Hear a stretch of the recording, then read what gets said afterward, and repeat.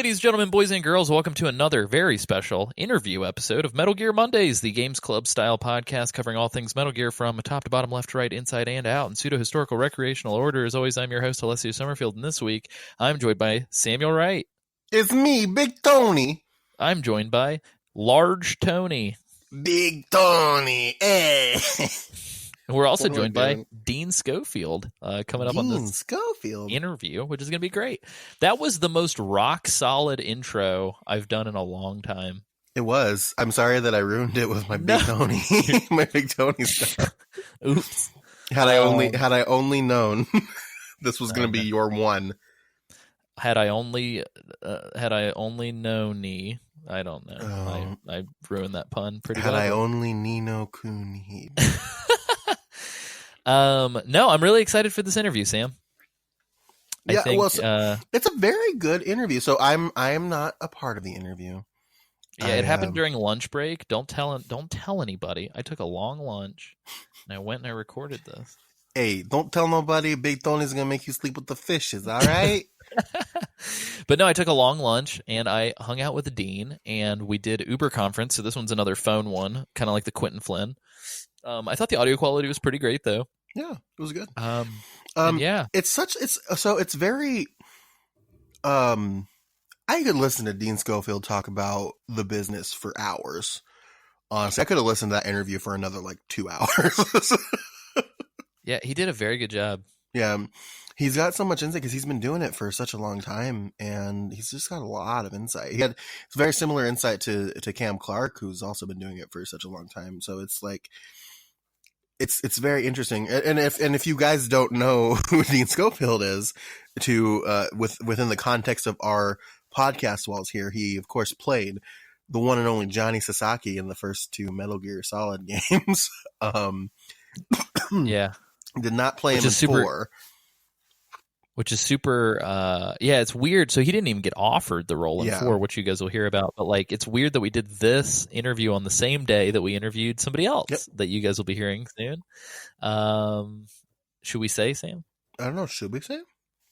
Let's say it. We also interviewed Debbie Mae West. So we got to talk to Johnny and Meryl on the same day. So I thought that was... the scheduling just happened to shake out that way. I don't think either of them planned it. We actually had to shift dates for both of them, so they just landed on the same day. But yeah, Dean's done a lot of stuff. I want to talk about this stuff really quickly. So he played Fred, a character in Archie Bunker's Place from 1979 to 1980. And he's got a lot of really great insight hear about that character and what it did for his career too. Right. Yeah, he was in a TV series called Eden. He was in Saved by the Bell, the college years in particular. He was in Hill Street Blues. He was in Days of Our Lives. He's been in a lot of stuff, but what's interesting is I think Metal Gear is literally the only video game he's ever been in.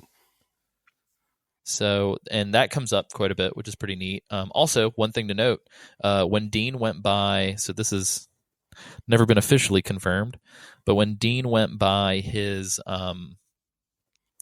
Dean is not his legal name. It is his acting name, though. But he went by Dino in his acting roles for the most part. So you'll see a lot of his early roles say Dino. That is actually the name that appears in Metal Gear Solid for Johnny as sort of the, and we talked about this when we covered the game, but as sort of the alias name that is not the union name. To avoid getting in trouble. Yeah, and that's actually his legal name. So depending on name. If that Dino Scofield, man, come which on. is pretty amazing. Yeah, I love it. But he's great, man. This guy is fucking phenomenal to listen to. I did not know about. You guys will learn about some weird medical stuff in this episode. I did not know about any of that. It's weird going into this. Not to downplay Dean because he's a stellar human being, but going into this knowing that I was about to talk to somebody who, for all intents and purposes, is kind of like a background character in these games, I wasn't quite sure what to think of kind of how the discussion was going to play out. And so I was super excited that Dean had so much awesome stuff to talk about and just happened to be just such a really cool, rich wonderful individual that this conversation kind of starts in Metal Gear territory and then goes into some crazy places. And I think it's actually like one of the most it like interesting starts off interviews we've done. It's great. There's like the Metal Gear stuff that's out of the way, like right up top. And then you just get to listen to just this journey. You get to go on this journey with this guy who's not only like, he's like old school in the coolest way possible. And just like hearing his story, and he's a great storyteller too. So it's such a great interview. And I think you guys are going to enjoy it a lot. Yeah, I'm excited. Sam, before we dive into the interview, we should probably do our little plug action, as well as let people know what's coming next week. I guess we already did. So Debbie's coming next week. But yeah, we've been recording so much of these so out of order. If you want the chronological, true world experience version of the podcast release schedule, you should patronize us and give us your money. Damn. If you go to patreon.com/Metal Gear Mondays, you can get all these things relatively shortly after we record them. I think there were 4 episodes that came out at the exact same time. Basically, they were 4. Like so, the Patreon folks had 4 episodes to listen to within the same day. Yeah, so I try to, as we record, just get them pre-edited. That way, I could just kind of schedule it out and not worry about it. And so I was able to just like crank out 4 of them in a day the other day. So yeah, you should definitely, and it is for as little as $2 a month, you get all the episodes early. For $1 a month, you get access to our Discord and you get a discount from our store, but you also do get some episodes early. So like usually it's the first episode of every season. Sometimes it's like, I think when we did the Cam Clark episode, I was just so excited that we got our first interview that I just went ahead and made that public for all the patrons. So just things like that. You'll get special episodes every once in a while at $1. But and the other thing about $2 is that we also have a second podcast that we do called the Patriot Club, where we just talk about whatever the hell we want. What do we talk about on the last one that we recorded? I remember we talked about fucking mumble rap and Red Dead, and we revealed our biggest gaming sins about games that like are critically and like acclaimed that we just cannot get into. Well, I say we. Alessio forgot his. Yeah, well, and then I remembered and texted it to him the next day like a weasel. It was very sketch, but yeah, check out for $2 you can listen to that episode of the podcast and hear mine. It's I'm worried. I was worried about it. I was worried about saying it. It's the first time I've ever said it out loud. Oh no, I think it'll be fine. And also if you want to look at the higher tiers, we also have like a $10 tier where you get a whole bunch of video content. We do Let's Play videos. We do thank you videos. We do every once in a while we'll do some random videos. I think I put up like a 45-minute DJ set one day, which I'm hoping to do some more soon. I'm actually getting some new music equipment in the next like month, so maybe that'll be more recurring. But yeah, we do a lot of great stuff. We're on the cusp. I think $250 is like the tier mark for us to hit, to kind of get some new pieces of equipment we've been putting our eyes on and even kind of open things up a little bit more.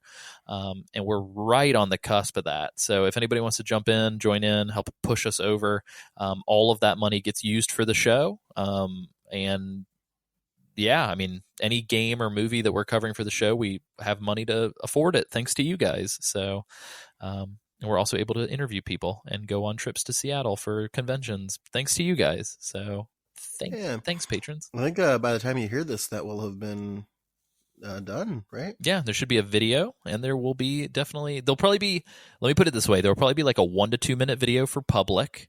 There will probably be a much longer video for patrons, and there will definitely be a special like live episode of Metal Gear Mondays from Renton City Retro that will eventually go out to the public feed, but will definitely be a patron thing for a little bit. And then we also will have recorded another interview while everybody is in Seattle, so it'll be very cool. Yeah, at least one other interview. There might be more. We don't know. Yeah, we'll find out when we get there. Yay! But Alessio, where can they find you on the internet? ACSummerfield.com and MetalGearMondays.com. Yay! MetalGearMondays.com is where you can go to find literally everything social media wise, especially our YouTube. Listen, we exist. Time is a flat circle. We exist outside of time and space at this point, so we have no idea. I'm not even going to pretend like I have any idea what our subscriber count is at the moment that you are hearing this on the public feed. But I'm going to say it anyway. We need 100 subscribers to get a custom URL. So if you guys want to bump us up on there, you can find the link on our website, or just type in Metal Gear Mondays, and it's going to be the one called Metal Gear Mondays. Yeah, I think it's like one of the only, like, I think we, due to sheer volume of quality content that I've been uploading in the last few days, I do believe we're like the only thing that permeates those listings. It's basically, and what we're planning on doing is, we talked about the Let's Plays that we have on our Patreon. We recorded a full series of Metal Gear Solid 1 for the PlayStation 1. It's very funny. It is very funny. And we're going to be recording, as we're recording this, we're going to be recording our series of Metal Gear. And then our goal is, once we've recorded that full series of Metal Gear, we're going to post the Metal Gear Solid series. We're just kind of like do like a weekly drip or like a couple daily drip or however we're going to schedule it on our YouTube channel. And then we'll record another game that we have not determined yet, and then release Metal Gear, and it's going to go on like that. So check out the YouTube. It's going to be fun. Yeah, I think a fun one to do might be, because like not a lot of people have access to it, might be to do like the English version of Snatcher or Police Knots after Metal Gear. Yeah, I think Tori had talked about that, right? Yeah, so that way people could experience it. Speaking of experiencing Police Knots, I sold a hacked PS1 Classic with Police Knots on it to Matt Smith. Thank you, Matt Smith. Wait, what? Yeah. That's funny. It was very good. I mailed that out today. So nice. By the time he's hearing this, he probably has it. So congratulations, sir. Hey, Matt. Yeah, we should probably get into this interview after you. Yeah, before we forget, you can find me on Twitter at Sandal. That's SANJUUL. You already knew that. Hooray! But enjoy Alessio's conversation with Dean Scofield. Yeah, and ladies and gentlemen, I present you an American treasure, one of my favorite people that I've talked to in a very long time, Dean Scofield. Woo! Yeah, I love that man.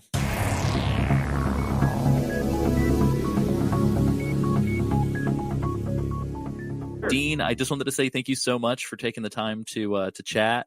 I was going through your IMDb and just kind of checking everything that I check before we get interviews started. Of course. And I noticed that Metal Gear Solid 1 and Metal Gear Solid 2 are the only video game credits that you have based on what I could find. The casting director who used to be at Hanna-Barbera many, many years prior. And you're talking about Chris Zimmerman, is that right? Chris Zimmerman, exactly. She'd been at Hanna-Barbera as their casting director, and so I've known her through that for many years. There was a very old animation pilot called Fish Police. Okay. Which I did the original temps for, and so I've known her for a long time. So she was the one that brought me in to do Metal Gear Solid, and so that's how I got into that thing. That why there wasn't a whole lot prior to that or since. Because when I get calls, usually it's to do hundreds of voices that are mostly just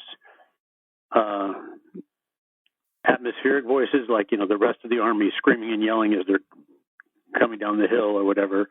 Mm-hmm. They're not so specific. Gotcha. Is that sort of how this started? Did this start as you just kind of being, because like within the game itself, you are kind of just like another one of the sort of people involved with like all the other soldiers, but you just happen to stand out because you have these isolated scenes. Is that how this started, or were you always? No, I mean, you're talking about for my career. You're talking about in this game specifically. Oh, specifically in this game. In this game, no, I got hired to do Johnny Sasaki. Okay. But then, see, the way the union rules are, they can hire you to do a single voice and still ask you to do other voices. Mm-hmm. I think you're allowed to do 3 voices that are specific without having to sign another contract or get paid more. Mm-hmm. So, no, I was there to do Johnny, and then while I was there, they said, let's just do some other voices too. Oh, nice.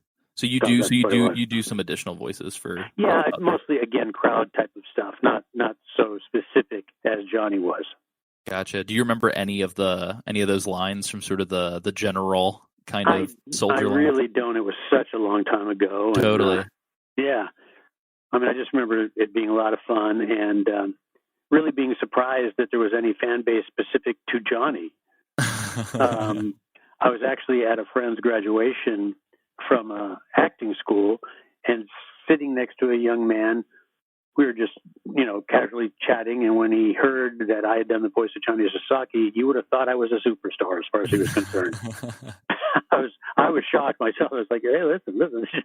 I mean, I'm glad you like it, but yeah. Well, you're on the right show then, because I feel like we've got quite a captive audience when it comes to some of the weirdest aspects of this game series. So I think that's awesome.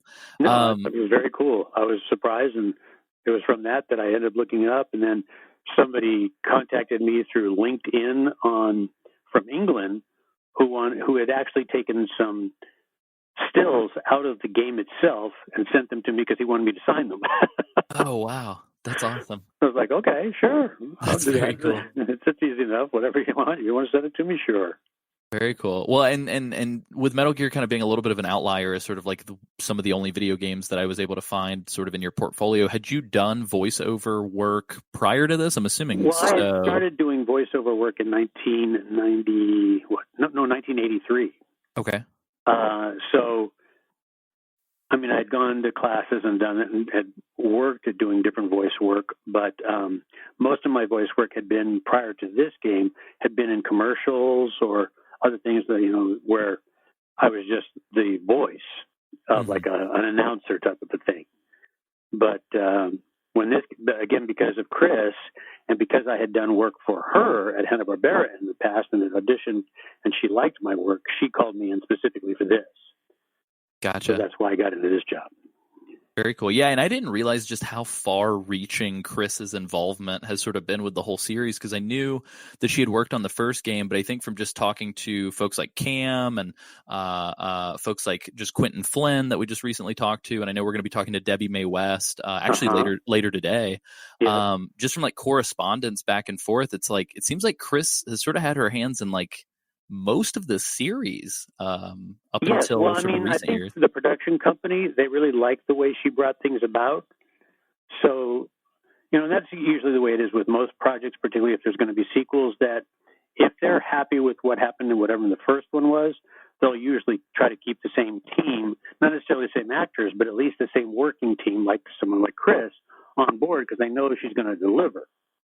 Gotcha. Yeah, that makes sense. And I'm assuming that sort of the Japanese company Conscript's kind of an American company, I'm assuming based out of LA, to handle sort of the production side of things when it comes to sort of these English I don't know voice who actors. did because the people that I met were all from Japan, from where the thing was coming from. I mean, the clients, when they came out to the recording session and sitting in the booth in the control room, they were all from there. They were not from LA. Gotcha.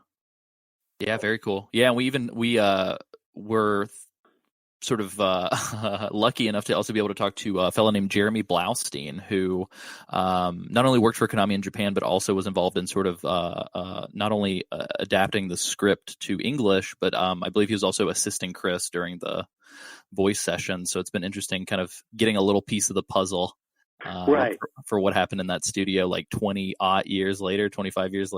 Yeah, I mean, that's the way it is with a lot of foreign content. I mean, even a lot of things that I have revoiced, like for German series and like that, there's usually somebody that has been assigned to do the translation.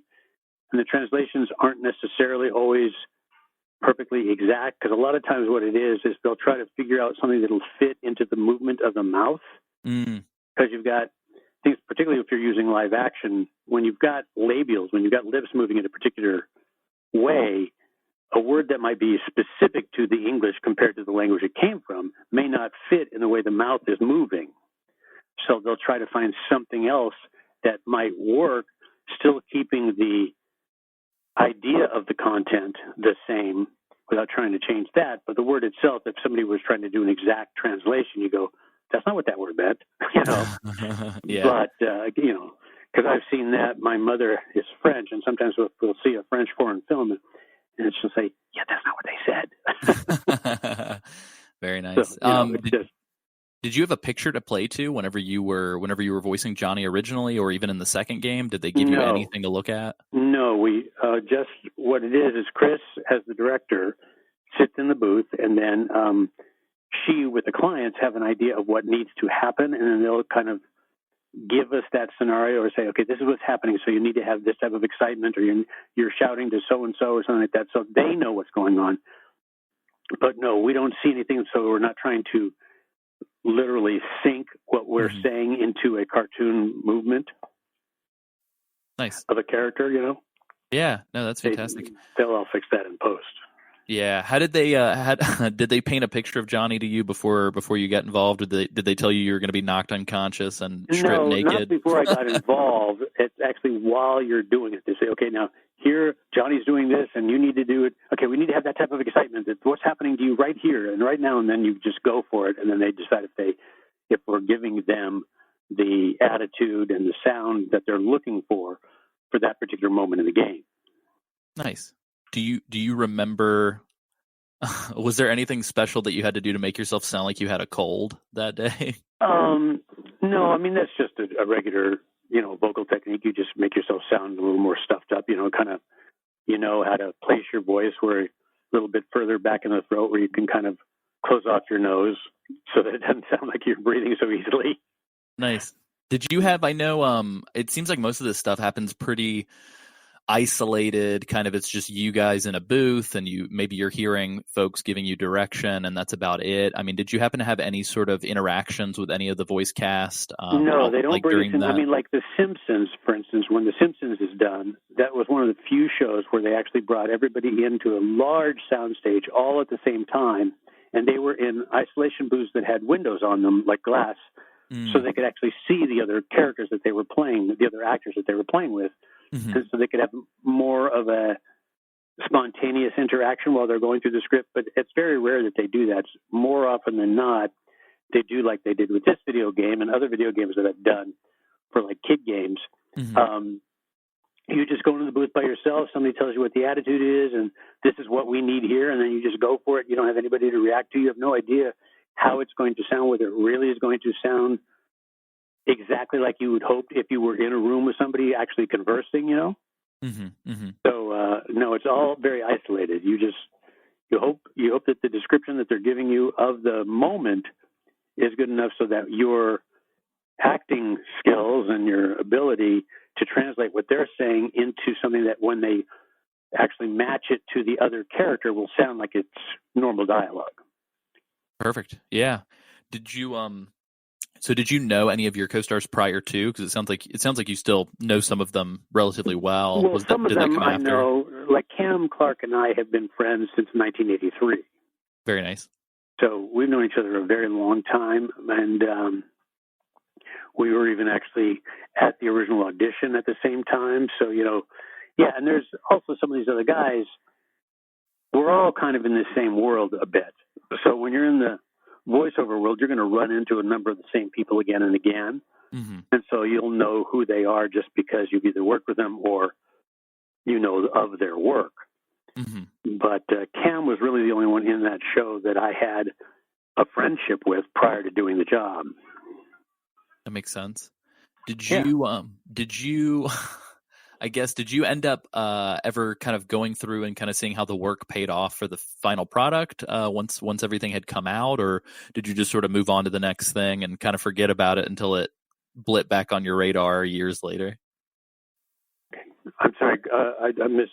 They suddenly one of my TVs decided to go on, and I had to go, what's going on here? I had to go turn that off, so I didn't get to hear your last question. I apologize. Oh no, you're totally fine. I just wanted to. I was curious. Did you end up once the finished product had released? Did you end up checking it out of curiosity to see kind of how the finished product came together, or was it just one of the situations where you're kind of on to the next? They sent me a copy of the game. They did do that, but I didn't have a PlayStation to view it on. Actually, I never got to actually see it. Actually, the gentleman that I talked to you about that was from London that wanted to send me pictures to be signed, that was the first time I'd actually seen how the image even looked. Oh, and wow. then later, I went on like YouTube and looked it up and was like, oh, okay, that's what it was. That's awesome. That's really weird. That's cool. Yeah, yeah, because it's not like doing a film where you're going to get to see dailies or anything like that. There's so much lag time between the time you actually lay the voices to the time they finish the animation or sync it all up. And then again, delivering me the game was very nice, but it's like, well, if I don't have the console to play it on. Yeah, what am I going to do with this? How Right, do you know how far in advance you guys recorded your lines? Was it because I think the game came out I think it's like September of '98 or something like that. Do you remember if it was that year? Was it the year before? I don't specifically remember, but I know in general for most animation, it usually takes about 9 months. So it's very likely that we did it that year, but like in January or February of that year when we did the actual recording. Okay. Because that's usually the lag time between doing. I know that's how it was when I was doing the temp stuff for Fish Police with Hanna-Barbera. It took 9 months for them to take the voices that I had already done in the script and actually animate it. Gotcha. Yeah, that makes a lot of sense.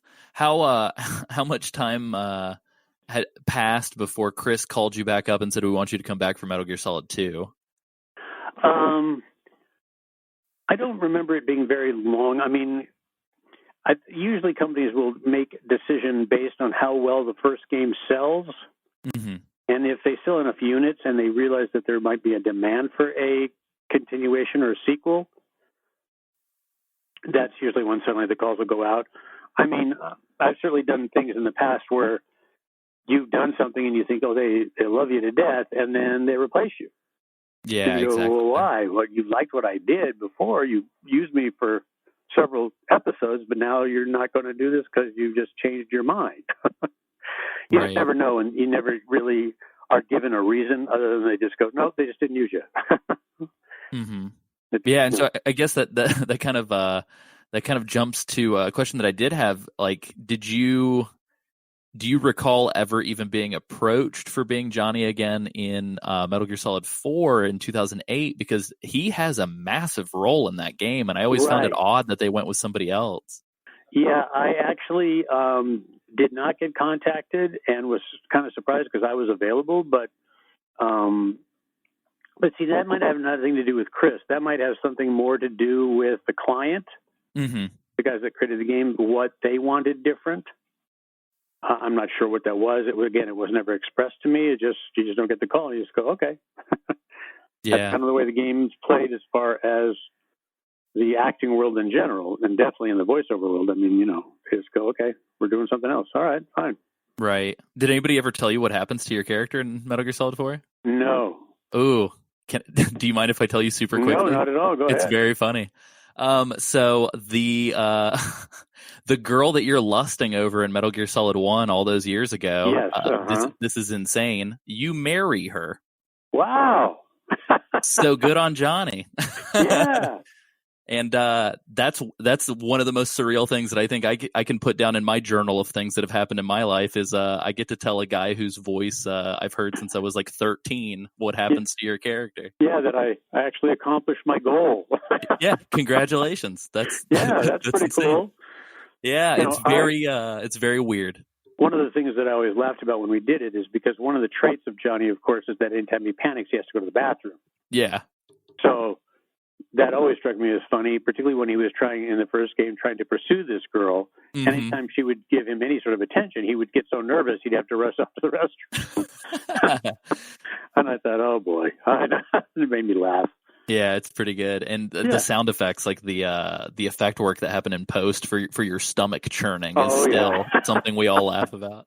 Again, I've only seen clips that somebody has bothered to put up on YouTube or something, but. Yeah, they always make me laugh. It's like, boy. That's crazy. Well, and I was actually really surprised while I was digging into your career, because your name had definitely been on our radar for quite some time, mainly because we've been slowly trying to have as many conversations as we can, not just with the voice talent, but like anybody who had anything to do with that first game. And obviously, like, the pool is pretty small on the American side, and there are so many people in Japan who may or may not even speak English. So we've been kind of working our way through that list, and finally, when I got to you, I was doing a little research, and I actually had no idea that you were in like an Archie Bunker spinoff show for a really long time. For a very long time, and that was actually, I played one of the very first gay characters on television. Oh, wow. Billy Crystal was the only other one that was on television kind of at the same time playing a gay character. He was on Soap. Okay. And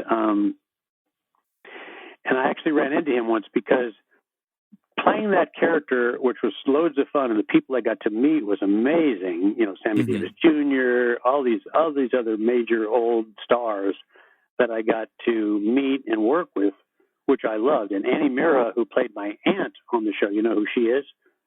That name is super familiar. Well, Ben Stiller's mother. Oh, okay. Yeah. Yep. Okay. She and her husband had been an old comedy team from the 60s called Stiller and Mira. Okay.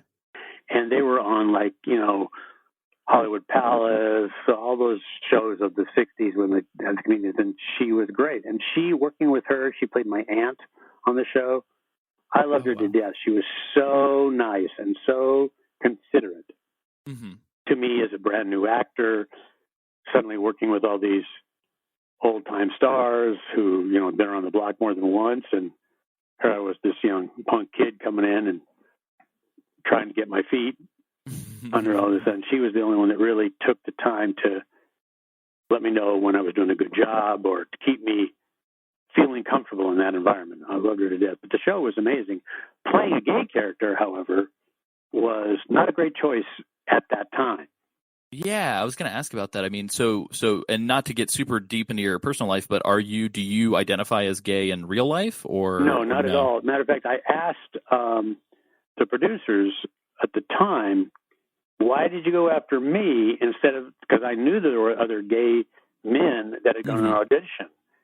And the thing is, while this would be considered kind of non-PC now, because my approach to the character was to be much more flamboyant in a stereotypical way than when somebody's making fun. Right. And that's actually what they said. They said, well, you know, you made fun of, hold on one second. Yeah. Okay. Yeah. It said, you were willing to make fun of the character. Everybody else was busy trying to protect the image instead of, you know, being like, hello. They wanted to be more straight, more just straight, like, literally, in the sense of what it was. And I was willing to play the flamboyant side of it because that was my idea of gay men at that time. Right. As I'm sure also many other folks as well, like people who might be tuning in, for instance. And that's kind of what got me the job, was my willingness to ridicule myself, to play a stereotypical style, which now would be very non-PC. Right. But at the time, nobody thought twice about it, and that's what they said. They said, yeah, you were funnier because you played what people, particularly what straight people, think of when they're trying to portray gay characters, particularly gay men, was the whole flamboyancy. And, you know, it's like one of my lines in that show, one of my first lines, I'll never forget, he goes, I'll be here with bells on. You know, so. Yeah. It's almost like kind of like the way Andy Kaufman portrayed like a foreigner in Taxi. Right, exactly. You want to take it to that kind of absurd side. That's crazy. I'd been somewhat unfamiliar. It cost me many years of non-work when my character was released from that show, because the writers didn't know where to go with that character. And they finally they sent my character off to law school. Thinking, that's going to be acceptable. But then following that, for about 5 years, I could barely get work because everybody knew me from that show. And I was told quite often by producers, you were that gay guy. We can't lose any shows, anybody turning off the TV of our show because they don't want to see a gay guy. I said, well, I'm not gay, and I'm not playing another gay character. I'm an actor playing a character. I said, yeah, well, we just can't take the risk. Oh, man, that's wild. Well, and you were only, 21 when you started on Archie Bunker's Place? Oh, yeah. Yeah, I was very young. So had you worked sort of more in film prior to kind of making that big break, or was it sort of like your big that first was role? kind of it. I'd done a little bit of extra work prior to that, but I was, had an agent, I was going out, and that was the big break, as it were. Mm-hmm. And then after that, I did some soap opera, did General Hospital and some other things, but that was really the thing that launched me into saying, oh, acting is what I do now. Gotcha. I mean, I'd done some plays and things like that, but that was the first TV thing. Actually, that's not quite true. I had done a show, what they call a backdoor pilot, and what that means is when a show, like a movie of the week, is created with the idea that this can be a standalone movie of the week, but the producers are also going to submit it to the network to hopefully become an episodic show. I see. That's why they call them a backdoor pilot, because they're being used for one thing, but they're also trying to get it in for something else, rather than just a straight pilot, which they just shoot it as is, and then they submit that to the network, and the network makes a decision on it right then and there, whether it's ever going to be picked up or not. And so Gotcha. the general audience may never see it. When they do a backdoor pilot, I did a backdoor pilot. It was called Cotton Candy for Ron Howard. He was directing. And so he had already sold the concept of this movie of the week, so it was going to air no matter what. Mm-hmm. And then he was trying to pitch it also as a series, which it did not get picked up on. Gotcha. And you had been in that prior to Archie Bunker's Place? Yes, just prior, like 6 months earlier. Oh, wow. Did you and your agent have any discussions about whether or not you depicting this character for Archie Bunker's Place would put sort of obstacles in your way, or was that something that you guys hadn't even thought of? I know it was a bit of a concern, but no, there was no guidance there. It was just like, hey, you got a big job, take the job. Right. Yeah, that's crazy. So but when you think of it just from a social timeline, and you look at something like later, like Will and Grace, for instance, right? Right. Now, the guy that plays Will in that show, he's straight, but nobody would think twice about hiring him for a straight job or for another job. Mm-hmm. But that has to do with society, how it has changed in its acceptance of the idea of that. Like I ran into Billy Crystal at a Farm Aid thing once, and I talked to him about being on soap. And I was talking to him, and I said, God, it's really affected my career. It's kind of cut my ability to get work because people are like, oh, you play that gay character. I said, how did it work for you? He said, are you kidding? He said, I'm a stand-up. I got to go back to New York and just do stand-up. Oh, that makes sense. So, and he had also a really top management team, too. He said, so, I was being hired as the funny guy, because that's how most people knew me. Yes, they knew me from soap, but they weren't always connecting me that way because of how popular his career had been in New York as a stand-up comedian. Mm-hmm. So he had that to fall back on, literally. And he said, no, I didn't have any of that stigma, but it also took a few years for me to get back into the mainstream of film and television. So I'm sure there was some stigma attached, but it went away quickly because of his other job. Right. And I didn't have that sort of a thing to fall back on, like another craft that was popular enough that could put me back in the mainstream. They go, oh, yeah, he's great. He's a funny guy, Mm-hmm. Mm-hmm. And they just knew me as an actor who portrayed this gay character. They said, oh, well, we can't have gay characters because they said, I literally had, back in the early 80s, they were going to do a spin-off of Knight Rider. Mm-hmm. Only instead of the character of Kit. Yeah. They would have a motorcycle. Yeah, they're very creative. Right. It was still going to be Knight Industries. You're still part of the same company, but this now is going to be a talking motorcycle. So it's like Chips meets Knight Rider. Right. And so I met with the producers because they were going to give me the show.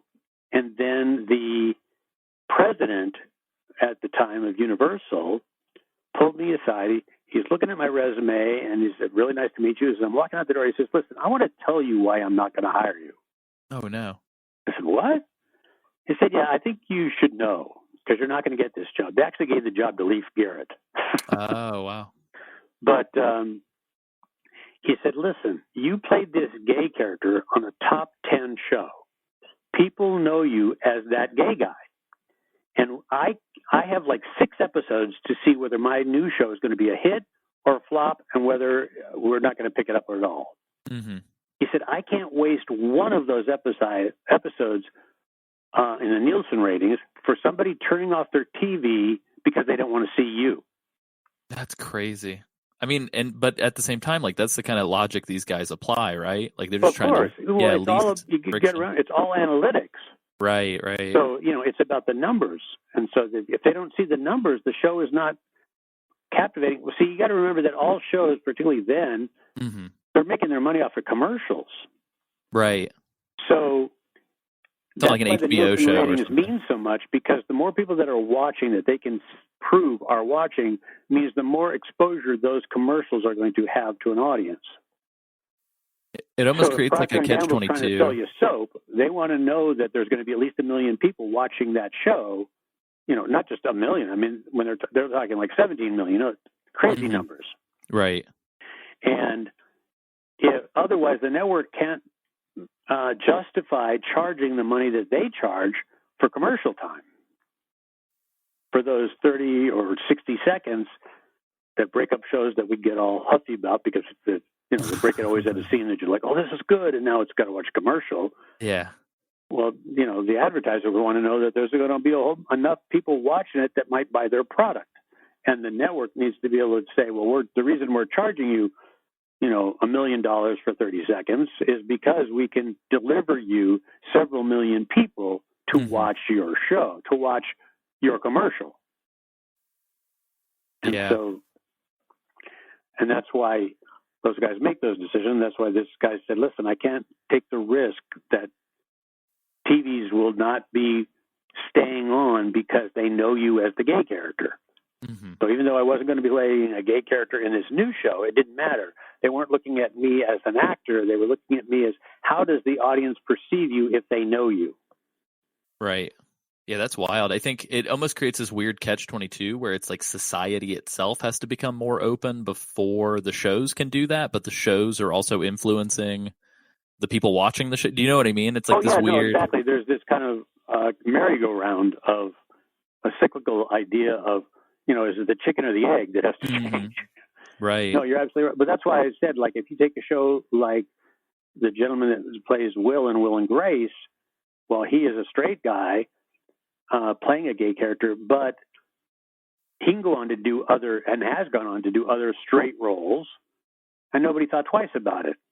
But that has to do now much more with, the popularity of the show, and also, yes, you're right, that society has, changed a bit in its understanding of what's going on, that the person is playing a character in this, it's funny in this, and so we appreciate his work as opposed to trying to stereotype him based on the character he plays as if he's...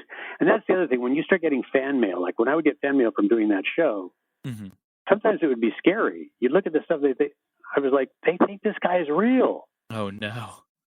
I would get letters thanking me for doing this because I've given them the courage to come out of their closets, to be able to talk about other people. And you go, well, that's great. I'm glad that I'm doing that. But that wasn't the intention of the character.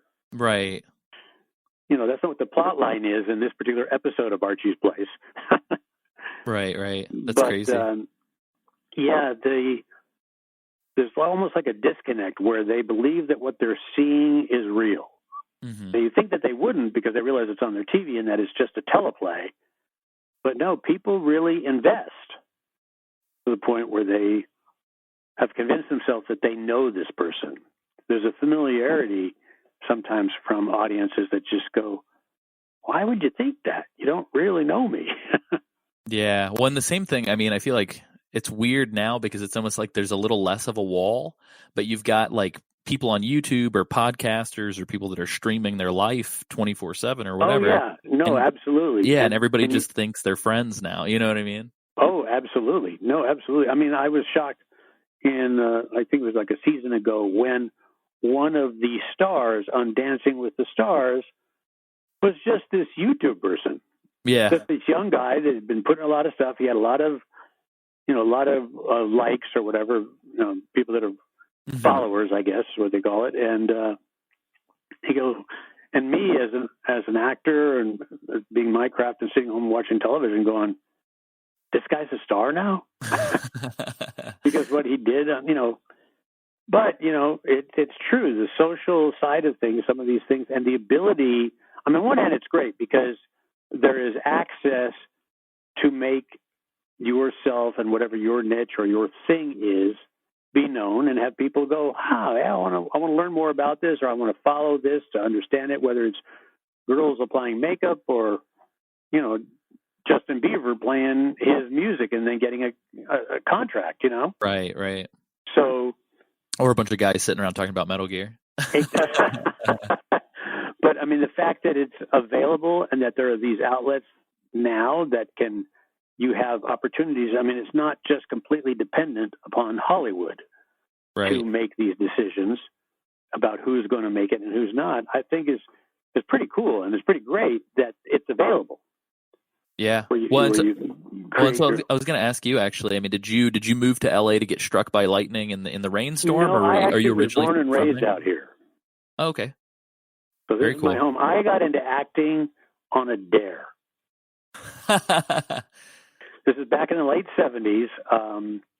The stage show of Grease had come out here from Broadway, and Adrian Zemed, if you know who he is as an actor, he did a lot. He was like T.J. Hooker and a bunch of other shows. Yeah. He was the young, good-looking, dark-haired guy.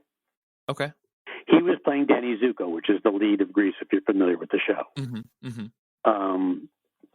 And he was leaving to do his first Hollywood television series with Betty White, I think it was. Anyway, so he was very excited. He was leaving the show, so they were holding auditions for Grease to be the new replacements for all the different characters that were leaving. And Danny Zuko, the lead character, which Adrian played, was one of those characters. I was going to USC at the time. This is back in the 70s.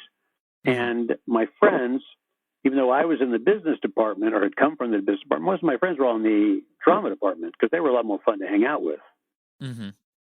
So the union rules for equity is that when shows have auditions, they actually have to have what they call an open call, which means that anybody who wants to show up can show up and audition. This is how they get new people into the union, and new people can have their breaks.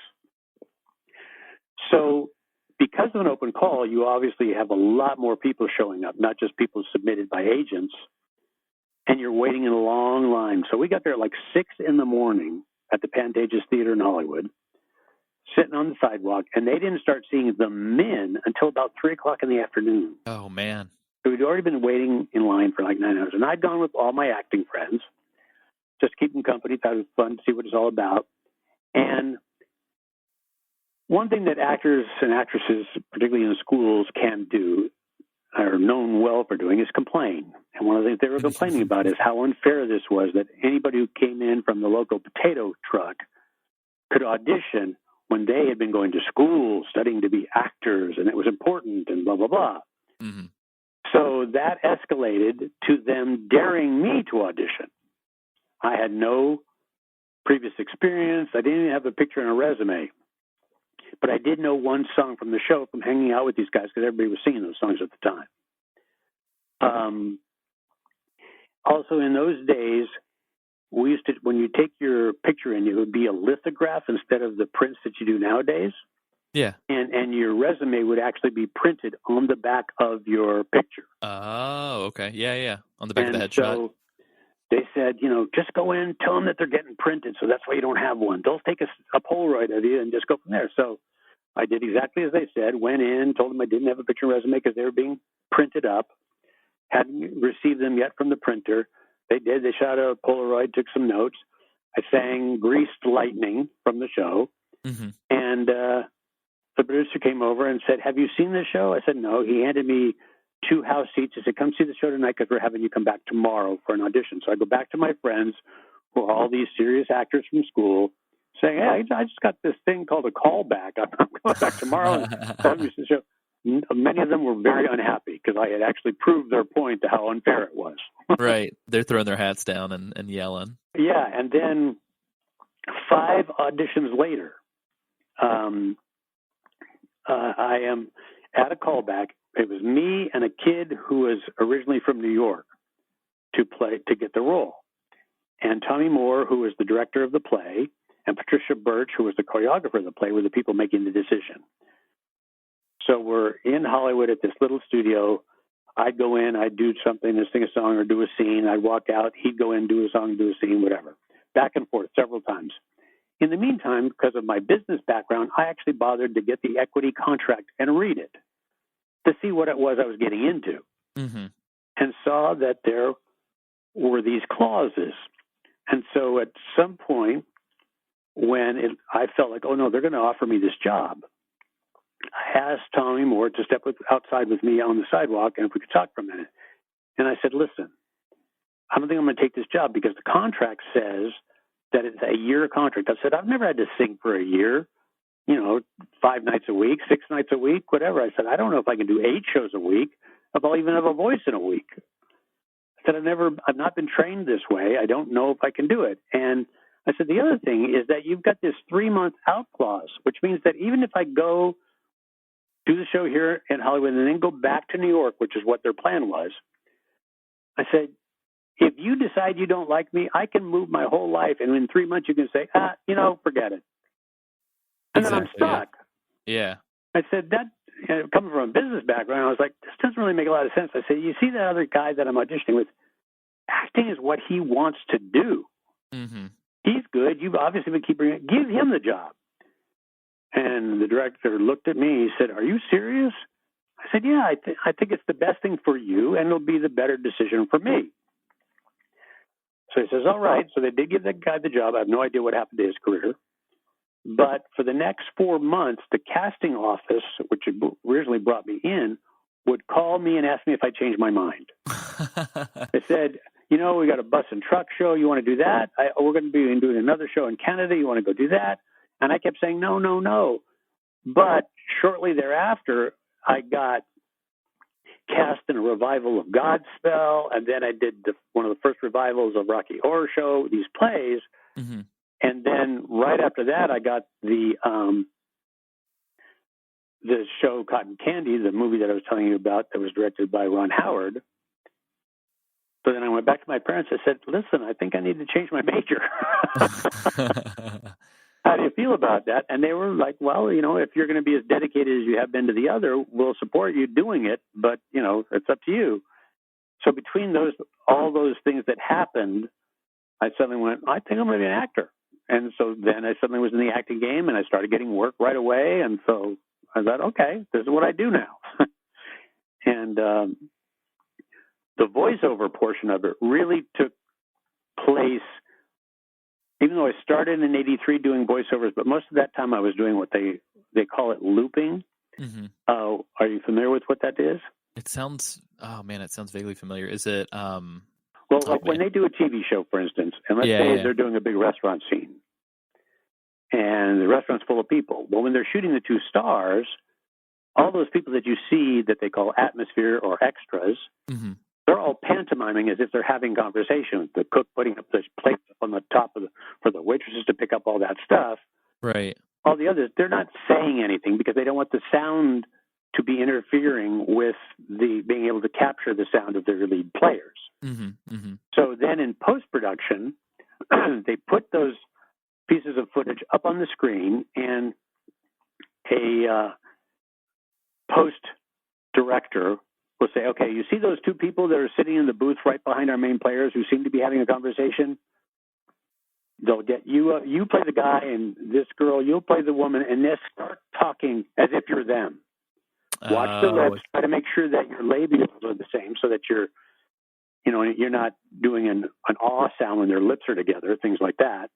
Right. But have a conversation behind them so that we can, when we do the sound mix, it will appear as if it is happening like normal, like so they can blend it all together and still keep the lead players succinctly out front in the sound mix, so that you hear them, they're not a muddle of all the noises that go on, like in that restaurant. Right. So it's like background ADR or something. Exactly what it is. ADR is additional dialogue replacement. Mm-hmm. Is what that stands for. So yeah. So I started doing that, and then in 1999, I was diagnosed with brain cancer. Oh, no, I'm sorry to hear that. Oh, I'm fine. Hey, listen, I've been a miracle as far as the doctors are concerned. The fact that I'm still here. When they originally diagnosed me, they said, maybe 3 years and get your shit together. Oh, wow. So here it is, 20 years later, and I'm still around. Yeah. So at that point is when I really started, because my on-camera career basically died immediately as soon as my hair started falling out. Mm. And also because I was known enough by the casting world, they all knew I got sick. And they don't want to hire somebody that might be sick. Right.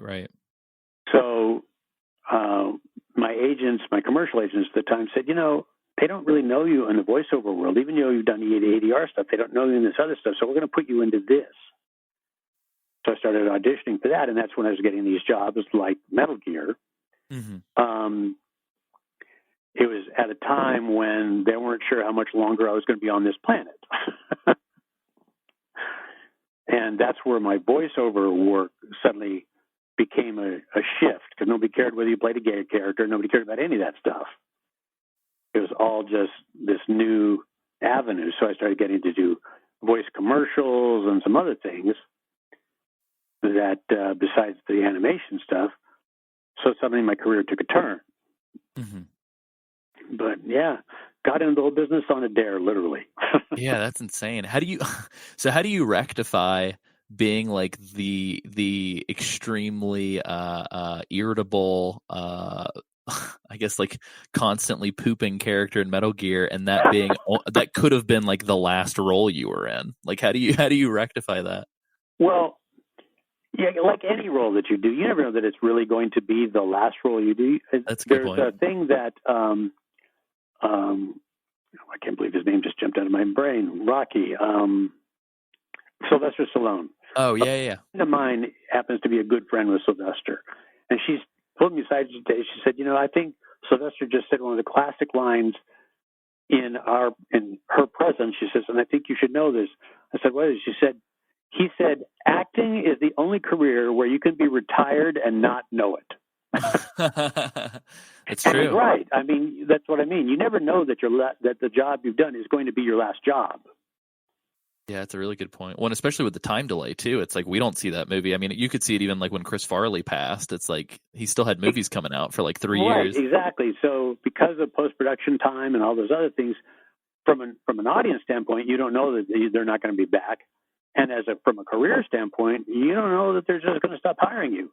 I mean, I certainly never expected to get brain cancer, and then suddenly my on-camera career, which had really been starting to get a really good momentum through the 90s, I was suddenly getting a lot of little movies of the week, things like that. I thought, that's going to build again from what I had done in the 80s, in the early 80s, was coming back, feeling strong, getting really good auditions, and then I get hit with brain cancer. It's like, well, I guess that's not going to happen. Yeah, so you don't know. Crazy. Exactly, yeah. And you just kind of take each job on its own merit, and hopefully you enjoy it while you're doing it. And I always have. I mean, I've loved the world of being an actor. Has been so exciting to me. But you take each one, like I said, on its own merit. You enjoy it while you're doing it, and then when it's done, you got to go, well, I hope there's more to come. But if there's not, that might have been my 15 minutes. Well, yeah, and I think it's interesting. My wife and I actually get into these conversations quite a bit because she's an engineer and I do freelance film work when I'm not doing podcast or whatever. Right. And she's the kind of person who really, really needs to know that something is going to sort of remain the way that it is forever, like somebody who needs stability, I guess. If she's a sound engineer, like if she was out here in Hollywood, I know plenty of those people right. over the years, and they're like, once May comes around and suddenly you were waiting to find out if your show's picked up or not, and if it doesn't get picked up, you're out looking for work again. Yeah, exactly. And so, I keep telling her, I'm like, well, like sometimes you just got to kind of let it come how it's going to come and play the cards the way they lay, I mean, hopefully you make some good contacts along the way, or the people like working with you, and so that's why they want to hire you again. Right. Do you have a favorite role that you've played over the years? Is there anything that jumps out that you're like, oh man, if I could go back and do it again? Well, I'd say that one of the fun roles I got to play was in a silly little film called Dusting Cliff 7. Okay. And I played this hero character with another nice actress, and it just he's like, he's a hero, but like one of the hero characters I played in a movie called Metal Beast was, even in that film, I get shot and I still come back at the end and try to save the girl. So those sort of things are fun to get to do. You're playing these fantasy heroes and, strength that you probably don't have in your real life. Right. It looks like Dustin Cliff 7 came out in like 97. So was that right before the brain cancer stuff had happened? Yes, exactly. Gotcha. Exactly. As a matter of fact, one of my fond memories from doing that show is just how people mentally think about things. One of the crew people brought their son to the set one day because we were out in the desert shooting. Mm-hmm. And he came up to me and said, "What is this called?" I said, "Oh, it's called Dustin Cliff 7. He goes, "Really? Were you in the first 6?" That's awesome. And I said, "No, this is the first one. Dustin Cliff 7 is not the episode number. It has to do with the name of the hill that we're trying to destroy." Yeah, that's crazy. But, just the mentality of thinking, "Oh, well, if there's a 7 on it, there must be other episodes." Mm-hmm. Just cracked me up. This poor little kid. I thought, wow, have we changed our ideas of how things work? Do you find yourself still kind of I guess passionate and kind of looking for like dream projects now, or do you find yourself kind of motivated by other things these days? What gets you excited whenever you kind of get up in the morning and go? What are you up to? Well, I'm kind of a handyman. I do a bit of everything, or what some people would call a Renaissance guy. Nice. When I can do everything from sing a song, play a guitar, or fix a pipe under your sink. That's awesome. Certainly when I wake up, there's always, as I mentioned, I love acting so much. I love the storytelling aspect of it, that my hope springs eternal that some other job is going to come along and I'm going to get to do that, whatever that is, and enjoy that experience because I love it so much. But like I said, if I've been retired and I just don't know it, well, then I'm going to look back on the things that I did get to do very fondly because I enjoyed all of them. They were all fun. I really have no regrets for any of the jobs I took. Certainly sometimes you look back and you go, gee, I wonder if I hadn't taken that gay character, if I had gone to Broadway, what would my career look like? There's no way to know, but you can kind of just fantasize about, could it have been different? Mm-hmm. But, that you can't really look back on those things, on those choices that you made as mistakes because you took them. And like I said, I loved playing it. Doing that gay character, as silly as it was, getting to work with Sammy Davis Jr. was such a treat. Or Sherry North, or remember these people, Marty Balsam, some of these people that I got to meet on this show, talking to them and chatting with them about their lives and seeing some of this stuff. Don Rickles, for instance, getting called, I forget what nickname he called me. It was not to be funny, making fun of me. Right. But just meeting with him and having those experiences in your life, you just go, wow, this is so cool that my life got to have that. I've gotten to meet a lot of people. I got to meet Clint Eastwood over the years and a whole bunch of other people. Doing a play with the girl who'd been on television on That's Amazing and stuff like that, Kathy Lee Crosby. Mm-hmm. She was a delight, and we got to be very good friends for a long time. And those experiences wouldn't have come any other way. When I'm sitting in a limousine across the seat from Clint Eastwood and going, I'm sitting with Clint Eastwood. Yeah. Yeah. How did I get here? Like what did I do to get here? What did I do? This is so amazing.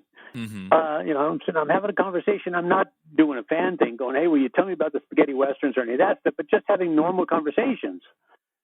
Just go, how lucky am I that this could be my life for whatever period this is going to be?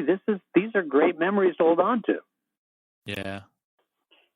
Yeah, I guess it's just one of those things too where it's like, for the most part, and I don't know if you're this way, but I definitely find myself being this way. For the most part, I find myself just like so kind of like anxious and kind of curious about like, what do I need to do next? And like, what am I forgetting about? And blah, blah, blah, that I don't really ever think about that kind of stuff until after it's over. And then you're like, oh man, I should have been in the moment a little bit more. You can certainly not realize how cool it is in the moment. I agree with that, absolutely. Sometimes it is until I look back and go, shit, I was sitting in a car with this guy. But at the moment, it just felt normal because I was there for an event, and so was he. Mm-hmm, mm-hmm. But actually, one of my favorite moments is, do you know the actor Cliff Robertson? Yeah. Mm-hmm. Well, I was at an event, and again, I was in a limousine with Cliff, and he's telling me the stories about, he got blackballed for a long period of time. He did that famous movie called Charlie. Mm-hmm. And he was blackballed by 20th Century Fox because he was the first person to expose the double bookkeeping books that were going on, where they were claiming, the studio was claiming it wasn't making any money on something when actors were supposed to get these back end deals. Yeah. And so he exposed it, brought them to court, won his court case, but then he was blackballed by most major studios. They wouldn't hire him because they were afraid of him. That's crazy. And it took a long time for him to get back into even television, where they were allowing him, even though he was a great actor, been nominated for Academy Award, all this stuff. They were like, no, he might tell on us. So, but getting to sit with him in a limousine and him recounting what had really gone on to me was really remarkable. To talk to him, because I admired his work. He was an exceptional actor. Yeah. But, and getting to have that conversation in my life, knowing most people are never going to get to have that. And I'm sitting here talking with the guy. Right. Well, and most of our listeners, too, will be familiar with Cliff, specifically from, and this is super goofy, so I'm sorry, but specifically from his appearance in Escape from L.A., which we covered for the show. Oh, right. Uh-huh. And I know he plays Uncle Ben in the 3 Spider-Man films that Sam Raimi put out. Right. So, but his list is wild. I mean, he's been in everything from Twilight Zone to playing like JFK and Buzz Aldrin and various things. Like, I mean, he's pretty prolific. He's a very good actor. He's really good. And if you ever get a chance to see Charlie, if you haven't, it came from a play called Flowers for Algernon. Oh, yeah. And he plays a person with mental retardation and stuff like that, really struggling. Mm-hmm. But it's not like Butterflies Are Free. It's much more dramatic. And it's really, that's one of the films that he got nominated for. It's wonderful work. Mm-hmm. And so, again, like I say, they sit and know, hey, I'm talking to this guy like we're friends, and having a very open conversation about what happened in his life, what the studio did to him, and things like that. And in that moment, because of who he was, I did have a moment of going, I'm talking to this guy. But certainly in retrospect, it even had more impact to go, man, I can't believe that he shared that stuff with me then, Yeah, so I think that's the way it is for all of us. Sometimes you don't take the moment to really recognize what you were getting to experience in that moment because you're in it. Right. But when you look back, sometimes you just go, man, my life has been pretty damn cool. Or I had some amazing moments in my life that others will never get to have, but how exciting that you got to have it, For sure. Yeah, and I swear I'm not trying to be super goofy or sentimental, but I think for a lot of the folks listening to this show, and I know for myself and my co-hosts and everybody who works on this show, I mean, we've been doing this show, I think it'll be 4 years in September, which is crazy. Wow, congratulations. Thanks. That's a big feat. I mean, a lot of people don't stick with it. They start something and it kind of loses its momentum. The fact that you've been able to sustain yourself and keep an audience, I think that's pretty great. So congratulations to you. Yeah, and it's led, I think specifically this year, kind of end of last year, is when sort of this interview aspect of it kind of started to take on a very real life and kind of snowball from, okay, well, we got one person to, oh, wait, now we got two and three and more and more and more. And Good so I for think you. even just talking to you and being able to share this conversation that we're having with other people, Yeah. be them in New Zealand or the United Kingdom or Canada or the US. I mean, I think in a weird way, we're kind of making that moment right now for some Yeah.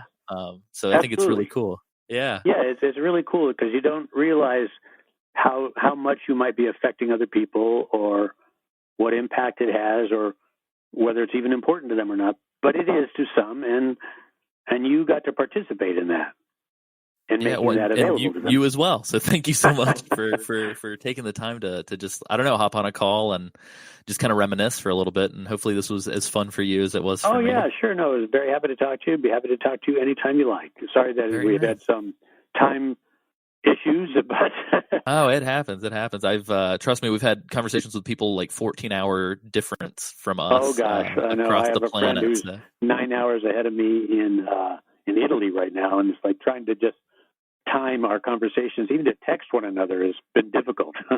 Yeah, my wife and I got engaged in Italy because that's where my grandparents are from, and I even just trying to call her parents that night was kind of a little bit of a game of tag. So Oh yeah, yeah, it's that wild. time difference. Well, and also, I mean, you got a little bit less because you're what you said Central Time is where you are. Yeah. So it's 7 hours difference for you, but it's still a lot. Right. You Yeah, I know, mean it's a work day. Yeah, you got to do the math. Dean, I wanted to ask you before we let you go, is there anything that you've got coming up that folks should check out? Or, I mean, do you have anywhere that you want to point people? I mean, if we've got an audience with their ear to you right now, what do you want them to take away from this? Well, I don't have anything right now. I'm trying to work on some things to see if I can create some content because there's a couple of projects that I'm fond of that I have, but they're not at any point to announce because they're not anywhere for anybody to go look at them. Okay. But yeah, you know what I'll do is I'll send you a text or an email sometime if something's up and let you know about it. And then if you want to chat again, we can. That sounds great. Yeah, and Okay. anything that you want to pass over our way, I definitely don't mind sharing that with folks on social media or even covering it on an episode of the show. So Yeah, thank you. Well, everybody can find me on Facebook, so they're welcome to do that. And I'm not yet an Instagram and Snapchat thing. I think people are kind of moving away from Facebook in a certain way, but that happens to be where I am. Right. But yeah, Perfect. they're welcome to friend me there. I'm happy to take on new friends, and they're welcome to do that. Well, thank you very much. It's been a real pleasure talking to you, and I wish you a lot more years of success, and congratulations to you and your wife, of course, and tell her to keep her spirit up. I mean, yeah, it might feel redundant after a while, but, if she's got a job that's working, God bless her. Right. Well, thank you so much, and have a great rest of your day, and we'll definitely be in touch. So I appreciate it, and thanks. You bet. Take good care.